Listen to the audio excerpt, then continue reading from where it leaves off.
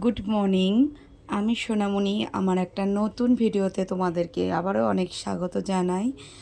আজকে সোমবার আর সকাল থেকে অনেক বৃষ্টি হচ্ছে, যেই জন্য মাম্মামকে স্কুলে পাঠাইনি। তো তোমরা সবাই কেমন আছো বলো, আর বৃষ্টিতে তোমরা সবাই কি করছো? সকালবেলায় ব্রেকফাস্টে আমি আজকে পাস্তা বানিয়ে নিয়েছিলাম। তো এটাই মাম্মাম খাচ্ছে, আর দেখো কি করছে, বদমাইশি করছে, স্কুলে যেতে হচ্ছে না। আর বৃষ্টি, এত বৃষ্টি যে রাস্তার অবস্থাটাও খারাপ, এই জন্যই পাঠাইনি।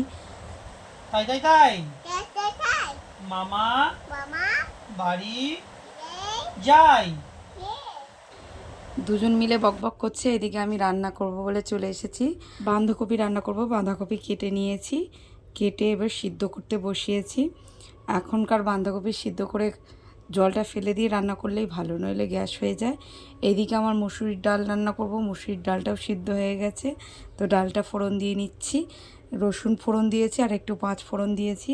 তোমরা কারা কারা এইভাবে ডাল খেতে ভালোবাসো জানিও কমেন্টে। তো এইদিকে দেখো আমার ডালটা কিন্তু রান্না হয়ে এসছে।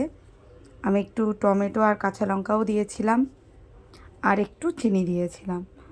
তো তোমরা কারা কারা এইভাবে ডাল রান্না করো অবশ্যই জানিও।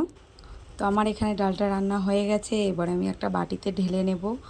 কালকে যেহেতু একটু বেশি রিচ খাওয়া হয়েছে, তাই জন্য আজকে একটু হালকা পাতলা খাবার রান্না করলাম।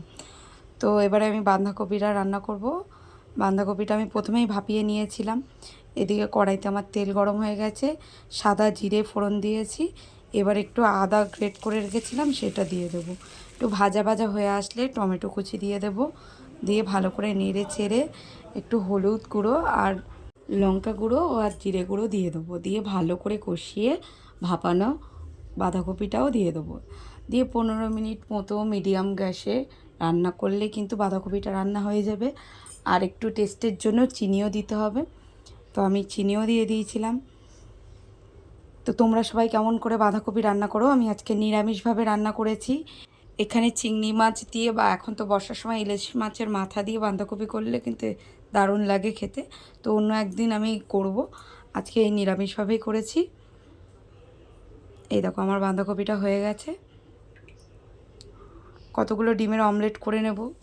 তো প্রথমে ডিমগুলোকে ফেটিয়ে পেঁয়াজ দিয়ে ভালো করে ফেটিয়ে নিয়ে অমলেটগুলো করে নেব। আর মামামের জন্য একটা পোচও বানিয়ে নিয়েছি। তো আমার ভিডিওটা দেখতে তোমাদের কেমন লাগছে তোমরা কিন্তু অবশ্যই জানিও। আর যারা নতুন তারা কিন্তু ফলো করে দিও।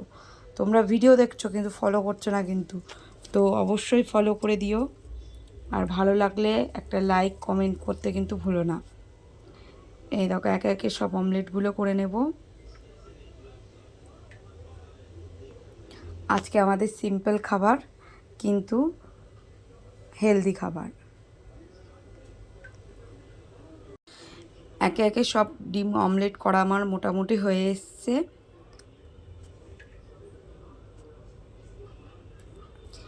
এবার আর কি, এবারে স্নান করে পুজো দিয়ে খেতে বসে পড়লাম।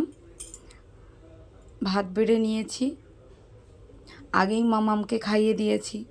এবারে আমি আর রাজা বসে গেছি খেতে।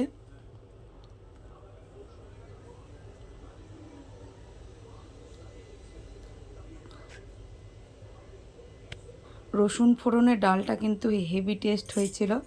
এই ডাল দিয়ে আর অমলেট দিয়ে খাওয়া হয়ে যাচ্ছিল। তোমরা আজকে দুপুরে কি দিয়ে খেলে?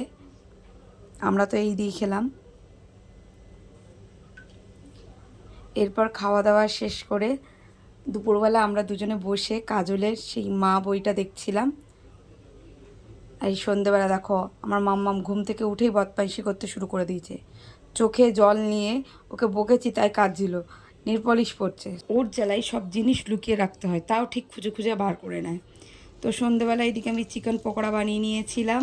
তো আমার ভিডিওটা আজকে এই পর্যন্তই, তোমাদের সাথে দেখাবো অন্য আরেকটা ভিডিওতে। ততক্ষণের জন্য টাটা।